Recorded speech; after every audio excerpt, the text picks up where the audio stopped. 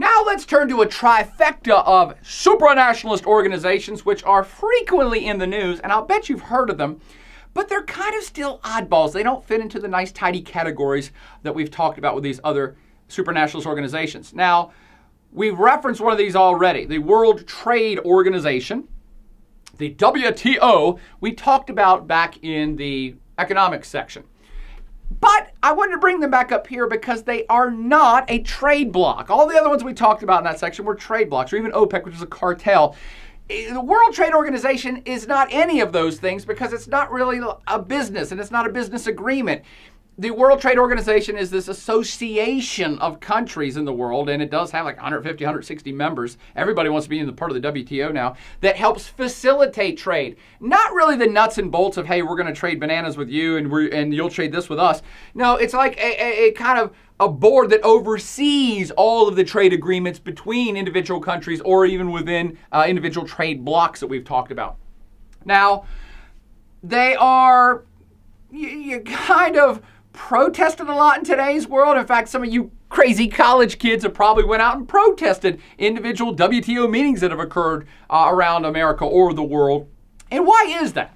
What would be bad about having this WTO, this panel, this group that oversees trade? And of course, they're the ones that also, if two countries have a trade dispute, then the WTO is like the judge that goes and settles it. And they actually do have a superstructure in place to fine a country if they break the rules of the WTO.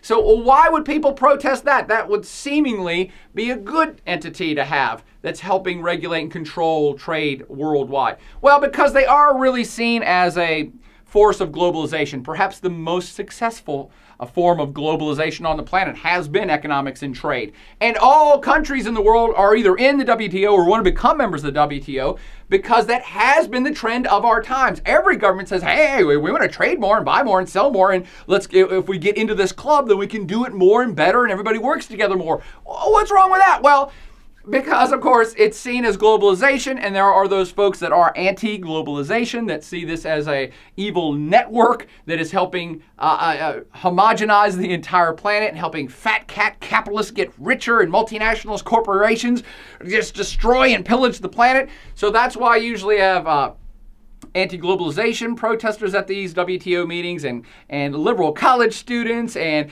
anti-fur people and anti-multinational corporation people and pro-environmental people who all really look at the WTO as kind of a focus for their rage, and that's why it oftentimes makes the news.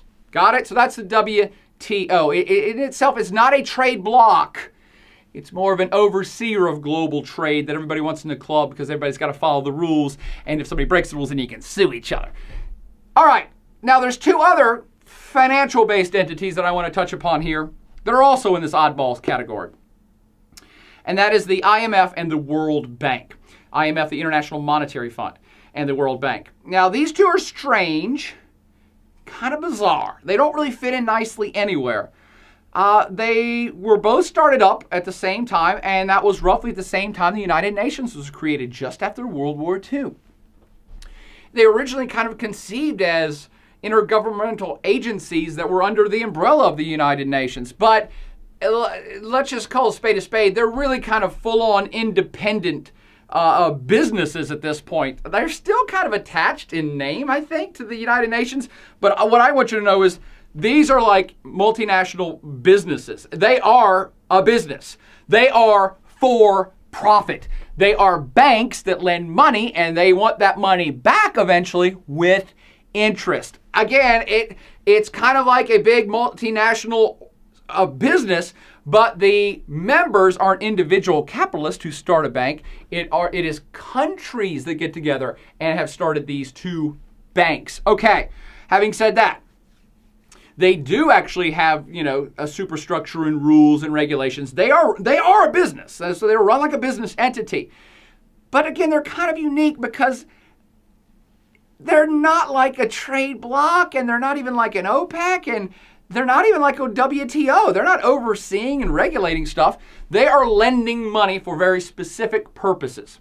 And all of the countries who are members of the IMF and or the World Bank, of which most of the countries in the world are in both, however, the countries that have the most pull, that have the most voice, that make the most money at both of these banking institutions are, of course, the classically richest countries, which have had the most money to put into the kitty for the banks to lend. Now, maybe I'm talking in circles here. Let me just say it outright. The G7 and the G8 countries are the ones that created these entities back the same time the UN was created, and the G7/G8 countries, the ones who were the richest, who had the most money to put in physically into the bank. I mean, if you're going to have a bank, you got to have money in there to lend out. And so it was the United States and the UK and France and Germany and even Russia that had the most money to put into the kitty at the IMF and at the World Bank. Therefore, since they're contributing the most, they have the most voice on how the day-to-day operations are run, who money will be lent to, the interest rates, and ultimately how much profit is made is mostly comes back to those biggest contributor countries, which have classically been kind of the Team West, US, European countries. With me so far? All right. That's what they are all about generally. What do these two things do independently? What's specifically different about them? The International Monetary Fund, what it does is lends money to governments of sovereign states, mostly to stabilize economies, to stabilize currencies. And so let's say that your government is physically getting ready to go bankrupt. You're like, holy crap, we don't have enough money to pay government workers this year, to pay our debts, to do... Again, governments are much like businesses themselves. And what if your business is getting ready to go bankrupt? The IMF will lend you money to save your ass. They want the money back eventually with interest, but they can save your ass right now. Look at the IMF as almost like an international credit card, right? That a government can swipe to save their ass right now while they're broke. With me so far? That is very different from the World Bank mission. And the World Bank's mission is all about actually, they talk about eradicating poverty. That's one of their main goals. They say, yeah, we want to eradicate poverty, and here's how we're going to do it. The World Bank lends money for very specific projects to do specific things, like to start a chain of schools in a country. Actual money you need to build the schoolhouses and staff them. Or more often than not, they have disease eradication programs, maybe vaccination programs that they will lend a country money to do in their country to eradicate bad things. Or to say build a hydroelectric dam to provide energy. But just like the IMF, the World Bank lends money with the expectation of getting their money back for profit, with interest attached to it. Does that make sense? Okay, so two specific separate missions for these two international intergovernmental agencies. Well, that sounds pretty good. I mean, what's wrong with that? They are actually much maligned as of late, and you will often see stories about them in the international news that makes them look like real shitheels. And there'll be lots of protesters who hate the IMF, liberal college kids like you guys, or anti-globalization forces, or anti-multinational corporation forces, but even poorer, less developed countries who are now protesting and openly hate the IMF and World Bank. Why would that be? I mean, why would you get upset at a bank for lending you money? I mean, if you took it, what's the problem? Well, because the IMF in particular, but also the World Bank, but the IMF has a lot of leverage to make sure they get their money back. And again, you can liken this to a personal credit card you might have. When you're down and out and you're broke and you're like, well, I don't got no money, but hey, I got this credit card and I can use it. Well, guess what? That credit card company wants their damn money back eventually. Well, what happens if you can't pay it back? Well, you personally can just not and maybe declare bankruptcy. But a country can't do that. And the IMF has a lot of power to physically go into a country and say, oh, you don't think you can pay us back, Argentina or Australia or Congo? Well, here, we're going to help you. We're going to send in people from our bank to restructure your economy and cut your government spending for you because you will be paying us back our money. So what the IMF can go into a country and say, by the way, this year, because you can't afford to pay us back, you're going to have to slash government spending on education and government spending on healthcare.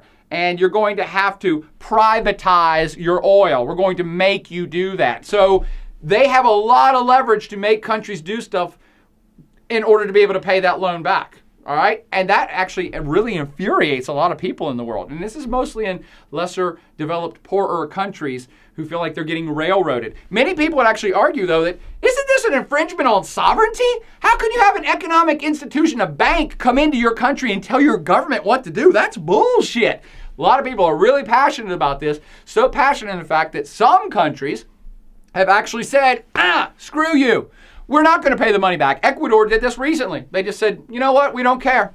Default our credit line. You're not getting the damn money back you lent us because you lent it under bad pretenses to a former government which was corrupt, which, by the way, is another reason why the IMF has been maligned, is that they have lent money to countries with questionable leaders, that is, dictators or really bad, corrupt people. So the IMF in the past has come in and said, okay, well, you're going broke. Here's $20 billion to hold you over. And if you have a dictator in charge, let's just pick on the Democratic Republic of Congo, because this did happen. He said, oh, thanks, here's $20 billion. I'm going to go put it in my Swiss bank account. And by the way, I'm checking out. See you. Well, you might say, well, what's the big deal then? The IMF should just go get their money back from that dictator. They didn't lend the money to a dictator. They lent the money to a country. And they're going to go get their damn money back from that country. And the people in the country are going, what the hell? We never even saw the $20 billion. We didn't get nothing out of this. And the IMF says, we don't care. We want our money back. Give us our money back. That has happened a lot in the last 50 years, pissed off lots of folks.